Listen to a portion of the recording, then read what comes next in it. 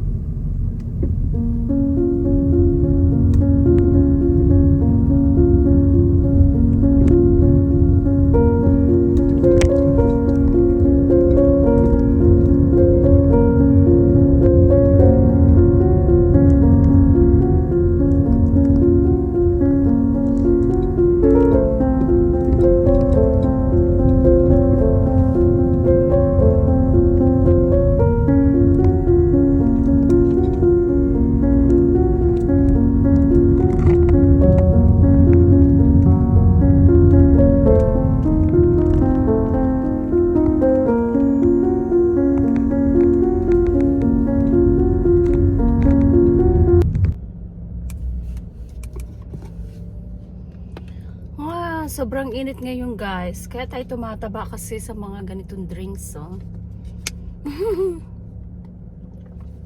Kung maaari, isang beses lang ako uminom ng ganito kasi sa isang araw, isang beses, isang ganitong malaki. Ayan o. Kasi guys, masyado nakakataba ito.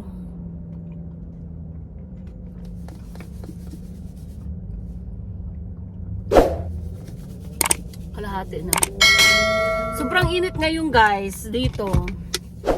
Parang Philippines yung weather. Ayan.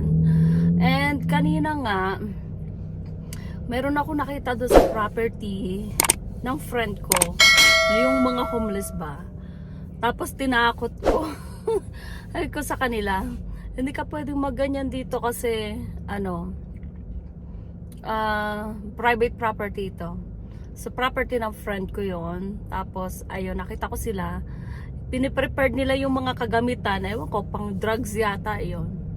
So tingnan nyo guys yung video.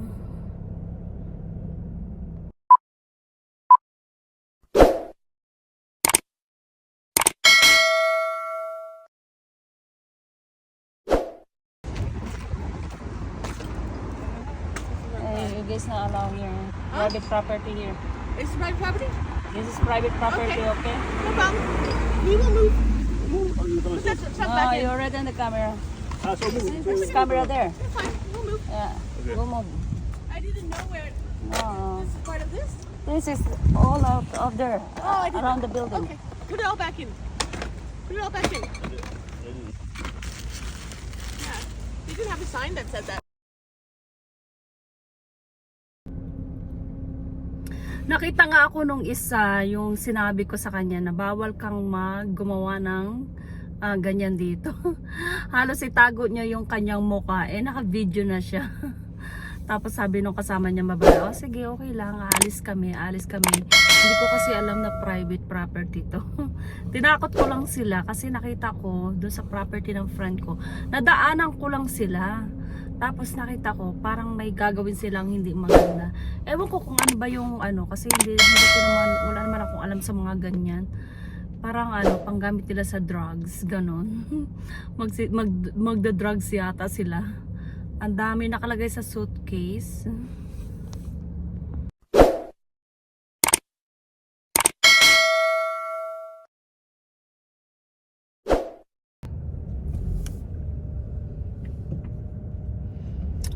Yung mga homeless na yan guys, ganyan-ganyan lang sila, pero may mga support from government yan. Alam nyo, hindi naman talaga really poor yan kapag yan ay may papers dito. Yung mga may papers lang ha, kasi meron ditong social assistant kung talagang gusto nilang baguhin yung sarili nila, ganon. Tutulungan sila ng yung pambayad ng room, so at saka yung pagkain. Tapos yung pagkain naman pwede mo namang makuha doon sa mga shelter. Tapos yung mga mga simbahan, ganon, merong nagluluto, namimigay. So malilibre naman yung pagkain mo kung talagang gusto mong baguhin yung sarili mo. Kaya yung mga homeless na yan guys, hindi naman talaga yan yung wala silang pera. Meron silang pera, ganon. Hindi naman talaga sila really poor, ganon. So may mga pera yan guys, kaya lang ang iba diyang kadalasan maraming addiction, ganon. Ewan ko, parang hindi nila kayang baguhin yung sarili nila, ganon. So family talaga ang kailangang magtulong sa kanila, hindi yung ibang tao.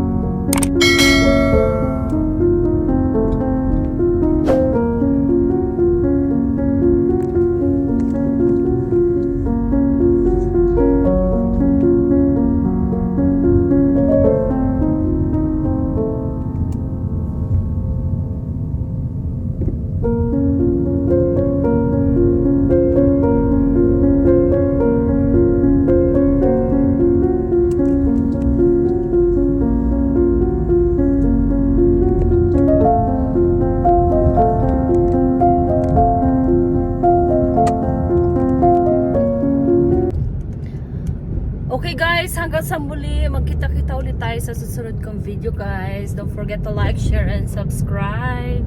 See you guys in my next video. Bye!